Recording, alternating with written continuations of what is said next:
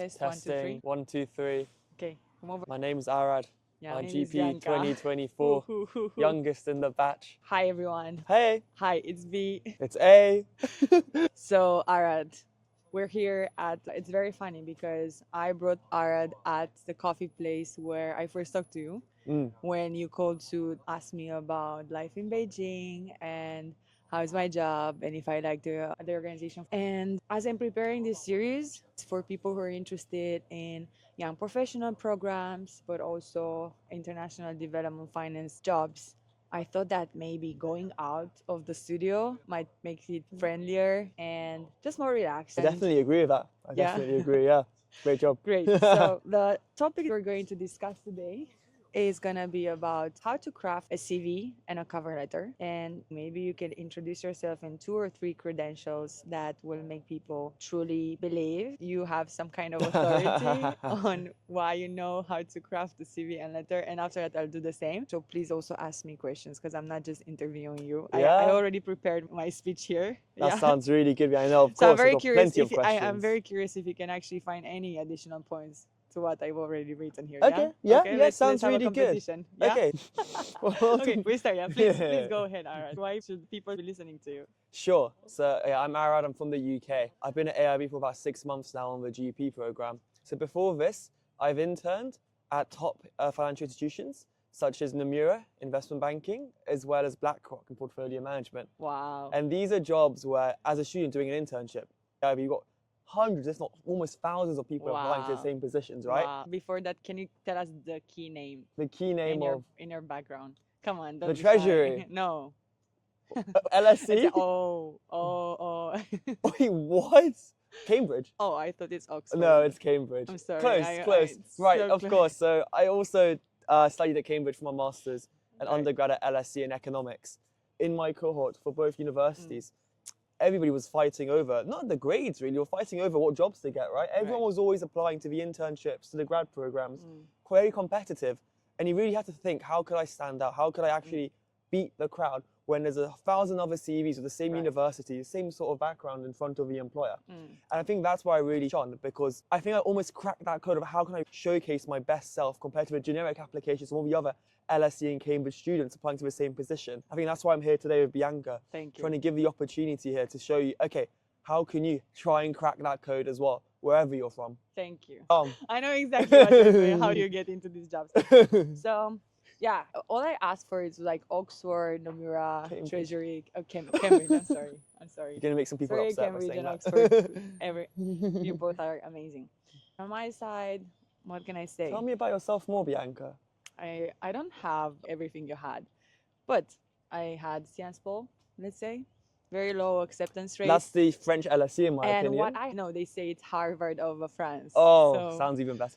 But what I have in my case, I think, is a story when I convinced an employer in an industry I had no previous experience in. Right. And the first question they asked when they invited me to the interview, it was in finance. And they wanted to know if I personally wrote my cover letter.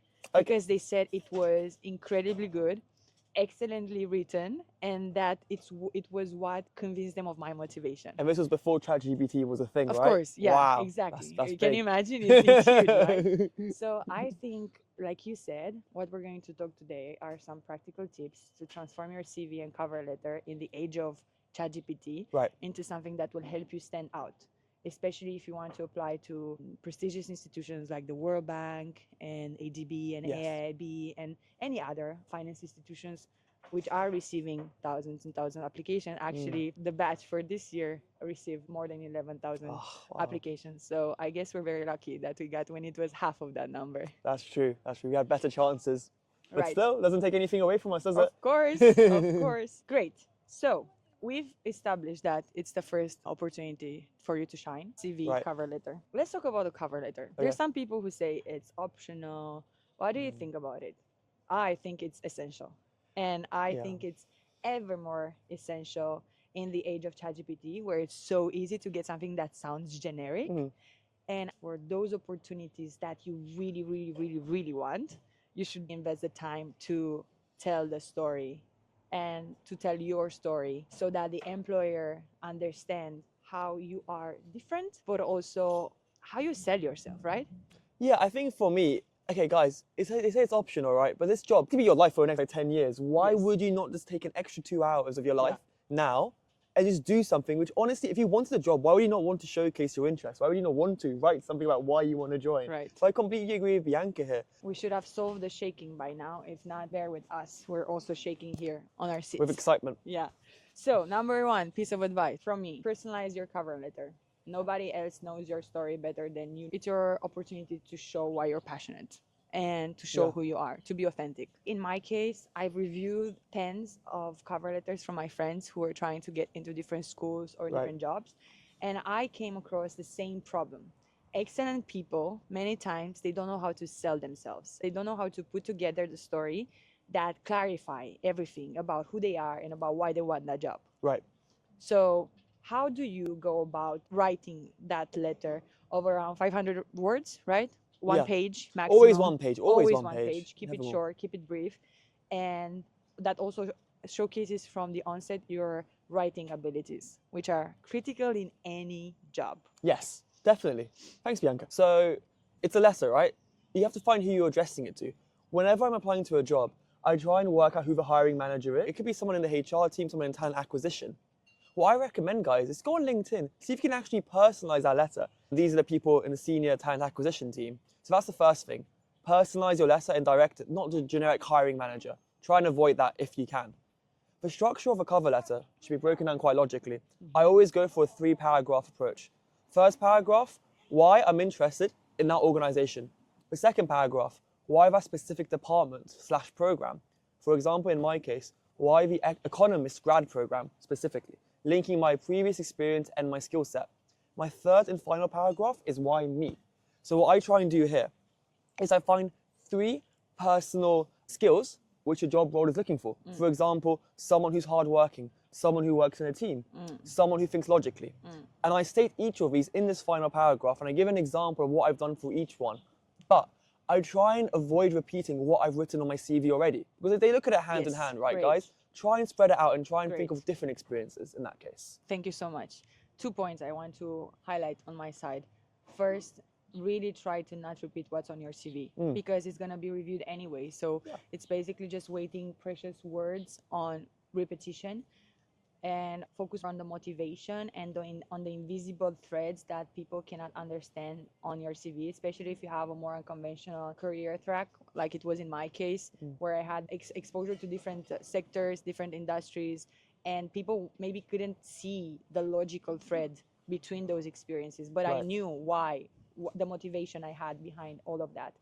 And also, back to what you said, please, please, please keep it practical and to the point. It's almost cringing to read things that are, you can identify ChatGPT outputs easily, but also the recommendation you find out there on the internet, they're at high level and without substance. It just say, I'm passionate about international development. Too Well, generic, everyone is yeah. passionate. That's why you're applying. Or I'm passionate. I want to have a career in finance. Avoid using the word No. passionate, actually. Yes, passion. You're exactly. exaggerating. Exactly. Or general, abstract, conceptual claims. Just say it. If you say I'm interested in, just say I want to do this and that because I discovered that I enjoy doing this type of data analysis or Right. this type of subject through something that I did in the past. I think that's a great point. Excellent reasons and facts. That's a very underrated part of an application, actually. A lot of people struggle, as you said. How do they structure it? Your friends you were mentioning have excellent background, struggling. Yes. It's just all about logical approach, guys. And yes, I think it's just practice, practice, practice. Just following a structured approach, as which we and Bianca have been talking about. Yes. And so I think what the cover letter is, as a conclusion, is really the present moment. It's at the essence of the present moment, selling your profile and trying to connect your past and proven skills with how that will fit into the future desired role. Nice, that's a good putting it, actually. Yeah, nice. And you have to clarify all of this on your own. You just go and sit down for a while and you try to maybe have a draft that doesn't have to be high quality. You write it and then you start to see different points out there and it all comes like that. How do you usually go about this? Is it something that's just easy, it's on spot, you write it in like 2 hours? How do you go about writing a good cover letter? Honestly, the best cover letters I've written are the ones where I wanted a job the most, to be honest. Yeah. I think that's how it should be, right? Yeah. I always start with a skeleton plan because you can, once you write a few cover letters, you have like a template almost, Yes, right? yes, You can keep the yes. beginning the same, like the It's a dear, blah, blah, story. blah. It's a story, It's right? You once have the upon a endings. time. Exactly. It's your key paragraphs in the middle, which I'm changing. And I always start by researching the company and the position. And not just a generic, oh, AIB grad program, not that, oh, be the background of AIB, annual reports, example projects. You have to feel as if you're Exactly. actually in the company already. Exactly. And then you almost have a narrative, which, as you said, you Yes. can tie together. I Yes. think that's the best approach of doing things. Thank you very much. Cover letter done. Gambe. We're moving on to advice on CV. Okay. CV is kind of the boring piece of work, we have to admit. And it's almost the most challenging thing to do because you have to hit the right spot between super traditional, oh no, going back, CVs. So I feel like it's challenging to keep the traditional format and also stand out in Okay. that traditional format. Okay. But most of the times you just respect whatever is used in the industry. Yep. For me, it should have 1 or 2 pages max. If Yeah, you're not definitely, yeah. applying for a technical role, Yeah. it should be formatted in visible, classical, Right. formal formats. Don't reinvent the maybe. wheel, guys. Exactly. Stick to basics. Minimum 10, I think it's already too small. Size 10, yeah, exactly. Minimum size Max 10. Do not. 14, maybe. I would go more for 12 actually. If Yes, exactly. Mm. Do we include an objective or a summary? I've never done that I've before. never done this before. I know Yes. some people do this. They Yes. put like keywords at the top. They Yes. even put their photo. I don't know if you did Yeah. put a photo in your CV. I had put a photo, but Right. I'm not really in favor of it though. I don't think you need to do think- this, guys. yeah. You're using up valuable space, in my Yes. opinion. We start with experience. I Mhm. think for junior professionals, it's easier to just start with your education still. Yeah, I which always is start with education basically still. describing Definitely. more about who you are, and then the work experience. Yes. And then if you already have more than 3 or 4 years of work experience, I would just put that first. Put the main ones, guys. The Yes. more, put your more recent ones. Focus on those ones, right? If you've had 4 years experience, Right. and you did like internships like 5 years ago, don't focus on that, right? That's Yeah. not as relevant. Focus Yeah. on what you're doing now. And I think for each role, you just have to put those bullet points that are focused on achievements and skills developed in the role. Don't just go about describing what you've done. It's not important. It's wastes precious space. And I personally go check out the job description I want to apply for. Always, yeah. And I will personalize everything I've done 100%, before guys. Yeah. and write that in the bullet points. And also always start with the leadership or the best achievements I had in that role. Yeah, definitely. I think what I do as well is I try and actually change my CV a little bit for each position. For example, for the economics position, they wanted some specific infrastructure and development exposure. Well, I don't usually put that on my CV otherwise, but I thought a little bit about what I've done before. I just put those keywords in actually in the CV, so I completely Yes. agree with this, yeah. And what do we feel about numbers? I am a bit there. I think it's are important, but I really am not in favor of just trying to quantify every single little bullet point. Yeah. Especially when you're not working in customer experience or you can't quantify everything, especially if it's qualitative research. Exactly. I would definitely say it's a balance is important. So a lot of places do emphasize numbers in a CV. I think as Bianca says, when it is a quantitative role you've done, then of course put the numbers in, please put the numbers. But if you're doing something which is a bit more qualitative, you don't have to always think of numbers to like force in every single sentence. You can just still get the action statement across. But in general, I would say use numbers more often than not if you can. Yes. And then I always have a section for language Oh, because there it's very important to show if you have skills in different languages. But of course, please don't put languages that you cannot actually You're use gonna in a get tested, professional guys, especially setting. be Also, careful. just if you're only just getting started, maybe you're gonna put it in a hobby or in a cover letter as explaining why you're open to different cultures. But languages are only as useful as much you can actually use them in a Right. professional setting. So what I do is my final mini section in the CV, I call it achievements, skills, and interests. Yes. So I have a line about language, for example. I also have a line for coding. And achievements, guys, if you want any prizes at university, Yes. any sort of awards you've won before, put those into there's little 4 or 5 bullets at the very bottom, just to put some extra things like languages, like hobbies. Yes. I put a line on interests as well. When you talk about your interests, don't say something generic like, I like horse riding. Say to what level you've done horse riding, any Yes. competitions you've done, have you represented somewhere, to really make you stand out. And I've done interviews before where at the end they say, oh, you've done this before, this interest of yours, can you talk to me more about it? Yes. You never know what the other person is interested in as well, right? You never know. So really bring that part out, even if it's only 1 or 2 lines of your CV. Yes, this is actually a part that's undervalued and underestimated, especially if you have a typical career track so far and you apply to a role where most of your competitors come with the same background. What can make you stand out is this particular interest or particular certification that it's very far from what you're usually doing, but it's just going to show you that you have a more expanded, broader set of Great. I want to ask you first, then I'm gonna chip in, but Sure. have you used AI tools in your prep for CV and cover letter? And how do we use them? So I have not used AI before for CV and cover letter. I must be honest with you. Such a traditionalist. Yeah, I just feel like I'm so eager to apply to these sort of positions. I like to spend time myself doing it. I like that human touch I give to my applications. Bianca, to be honest with you, I don't have much to say on this matter. I don't know whether you have more input on this. Yes, I have. I can see this being a very big thing moving forwards though, using AI. So I have useful input on this one, guys, because as I come from technology consulting, the last main project I had was focused on AI and AI impact. So I literally learned how to use them while I was getting ready for this job. I'm kind of a traditionalist like yourself. I like to do it myself first. But what I did was basically AI enhanced output. So first of all, if you're applying to jobs where they're going to use AI screening, the best is to use AI against AI, because AI will best know what you need in order to pass AI screening. It's really good So point. you could craft your CV and cover letter and then pass it through an AI and get specific recommendation on how to enhance, for example, through usage of the keywords that should appear. And it's not about changing the story, it's just sometimes reframing or rewording. For example, you've done a data project, but it might be better for you if you name it data analysis or data visualization or something more particular. There are multiple AI tools out there where you can just upload your CV, upload the job description of the job you're targeting, and then they're going to suggest improvements. That's really cool, actually. I need to try doing that, actually. I know. For my next job. They even give you a grade. Okay.